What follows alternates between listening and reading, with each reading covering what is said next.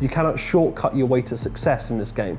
And if you want to learn to hold on to profits for longer, I promise you this one technique alone will be huge for you. And I know you'll come back to this video, you'll say thank you very much, because I know it, because I've been there.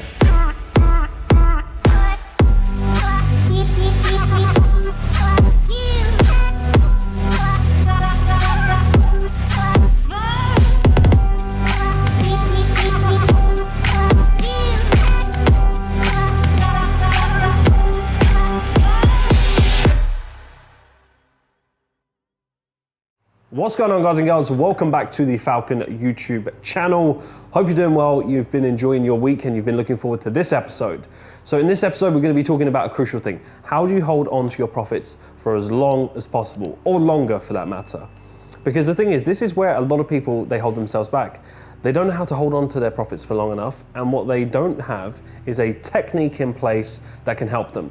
So I've been there where I'm cutting things short. I'm going to share about my story, but what I want you to take from this episode and at the end of the video is not only do you understand why it happens, but you also have a technique that you can implement straight away on the next trade that you take. However you're trading, whatever strategy you're doing, you can do this, and I can assure you this.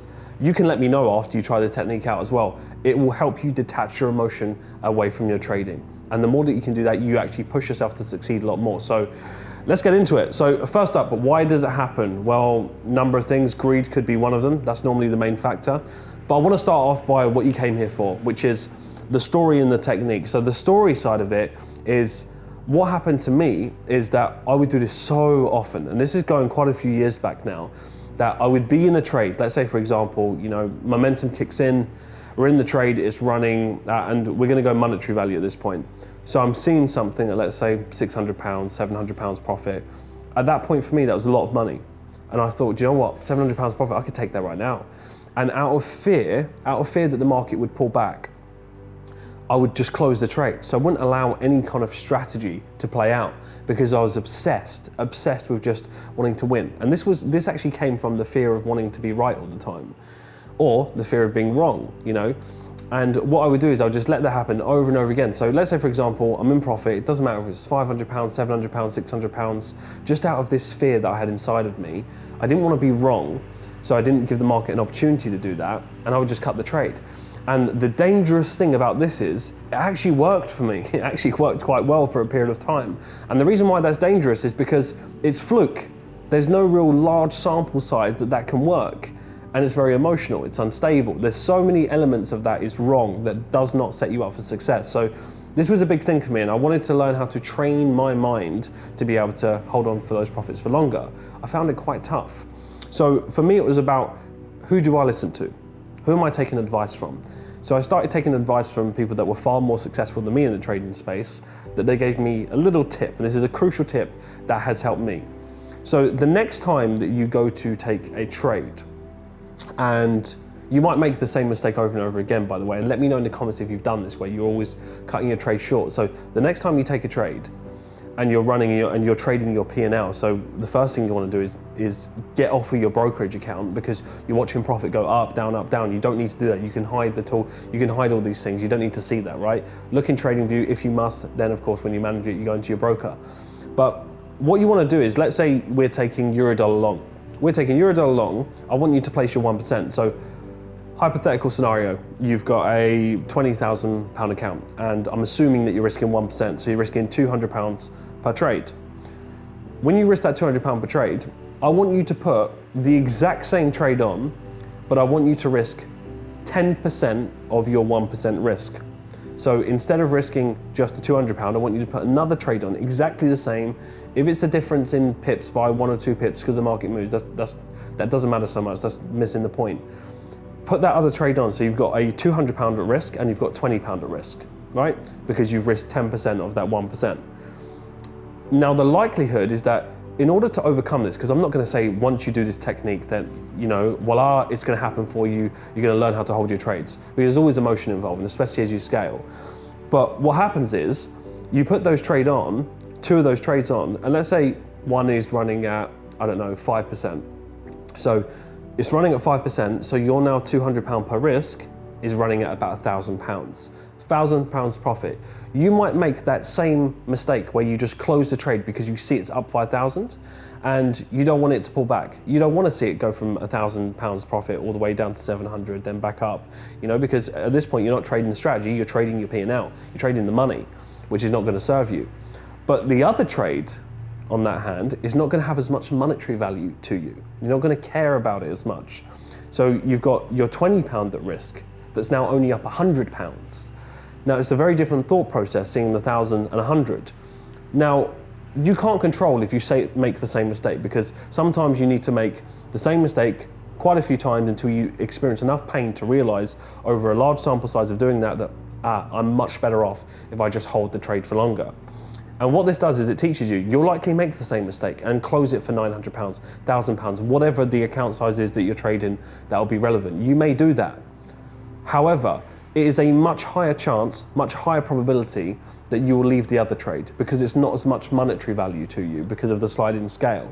So let's say that trade then goes on to bank you, I don't know, £200, right? You've made 10%. On the other one, you get out at 5%. You feel good, you've banked £1,000.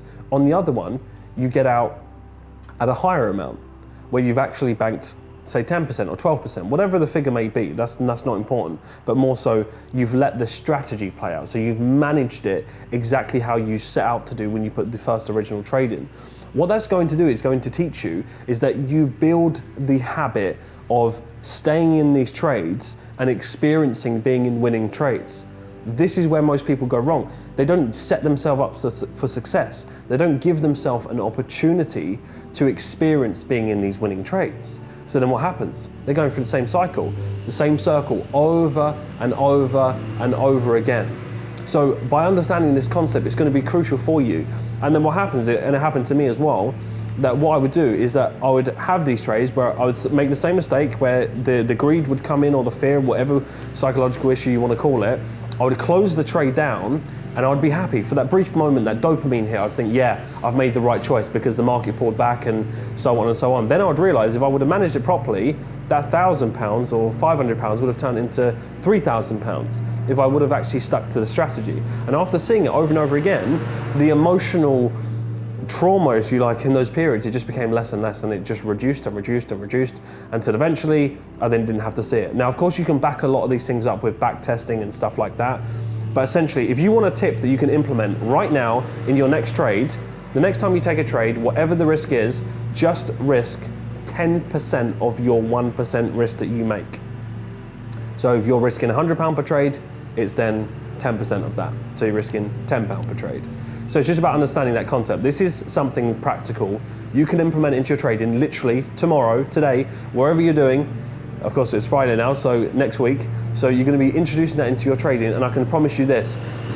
When you start to see them play out side by side and you're still closing the other trade down, there's only a certain amount of time and you see that happen over and over again, so you start to say something's got to give. I have to start focusing on a strategy. Another little tip to make sure that you follow your strategy as well and that you're actually holding on to those profits for longer is make sure that you actually have a detailed management plan and a trading plan for that matter. You'll be surprised at how many people trade with this very basic management plan. Like you have a rough idea of how you want to manage the trade, but really you're just trading your P&L and you're trading just volatility in the market and deciding, oh, this is a good place, this is how much profit I would be happy with. And that's what you're doing on a regular basis. So make sure that you've got a detailed plan that gives you the edge. You don't want to be married to a bias. You don't want to be married to particular targets or trend lines, Use these tools as guides. It's one of the biggest advice and tips I can give you. Use all of the tools that you have as guides. And the reason why this is so crucial and so beneficial for you as a trader to do this technique is because it's a little bit like this, and we talk about this in Falcon a lot, it's huge. And another tip that you can apply to your trading. Let's say, for example, you're looking back through I'm assuming that you journal your trades and you do self-review and stuff like that. You're looking back at your trades and you're seeing, right, all of these losses, if I was to increase my stop size by 5 to 10 pips, I would have stayed in, let's say, 70% of them, because you're not going to stay in all of them just by increasing the stop. Now, when it comes to that thought process, what we have to consider is this. Why would we do that? Well, a lot of people go wrong is because they choke because it's greed. They're sizing up their risk to reward, And what they're putting on there is that, right, if I have this with a 20 pip stop, I'll make, you know, £5,000 or I'll make 20%. See what I mean? They're focusing on these outcome-based things. Now, the reason why you want the wider stop loss is because would you rather have 100% of something or 100% of nothing? It's a very, very obvious answer. But what we do is we make that same mistake over and over and over again, and greed comes in. So we just go to, right, yeah, but if I just get this one big trade, this one trade when I put that tight stop loss, if I catch it, I'm banking 7% in a day. And that's what you fixate on, that's what you focus on. Let me know if you resonate with that, if you've been there and you've overcome this as well. So what you want to do, the reason why it's so crucial is that you want to build the habit of being in winning trades. So it's better to have a wider stop loss, experience those trades playing out, experience it, even if it's at less profit, but you actually develop that confidence and that mindset of this playing out over and over and over again. So if you match those two techniques there, I promise you this will be a game changer for you. This will be one of the key things that you look back and say, Mark, this video, Falcon, this changed it for me. I am confident on this one because we see it in the data over and over again, people making the same mistake. And I can promise you this, it won't happen overnight. It won't happen overnight, but if you apply this technique to your trading, it doesn't matter what strategy you're trading right now, put the two trades on, experience the other trade actually still play out, and you will kick yourself. And sometimes in trading, you have to experience enough pain to realize, right, enough is enough, something's got to give. I have to make sure that I stick to my plan. Because then you can go down further and reverse engineer and ask yourself the question, right, so when this happens, why am I still making the same mistake? Is it because of my management plan? Oh, but I feel like I have a management plan and I'm not sticking to it. Right, so why are you not sticking to the management plan? Is it because you don't understand it enough? And if you don't understand it enough, have you put the work in? And if you haven't put the work in, why? Do you see how you can just go deeper and deeper and you just keep asking these questions until you realize it just comes down and boils down to this? You just got to put the hours in. You cannot shortcut your way to success in this game. And if you want to learn to hold on to profits for longer, I promise you this one technique alone will be huge for you. And I know you'll come back to this video, you'll say thank you very much, because I know it, because I've been there. Remember, I can't you cannot instill a quality into somebody that you don't possess yourself. So you can't transfer something that you're not experiencing.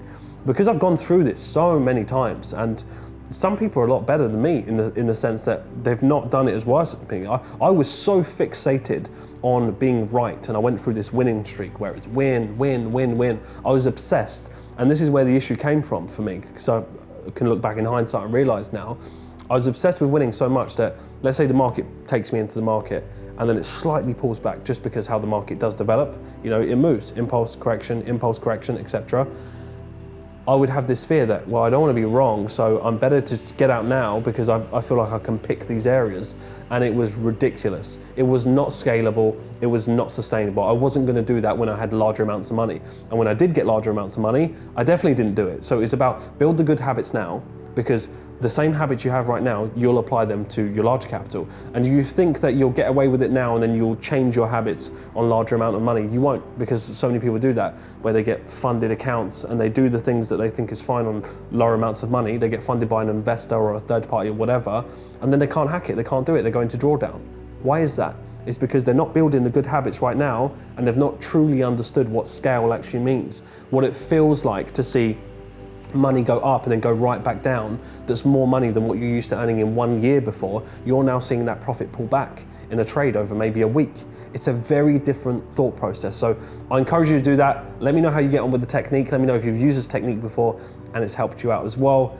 And as always, we appreciate you tuning into the content. I hope you're looking forward to the next episode, which is, I believe, the show. So our monthly show, really looking forward to showcasing more on that, giving you insights into our student of the month, and just more things and highlights that we've had. We've had a lot of things happen this month. We've got some really, really great things coming up for the community that we had this week as well. But of course, we'll keep you updated and I will share that with you in next week's episode.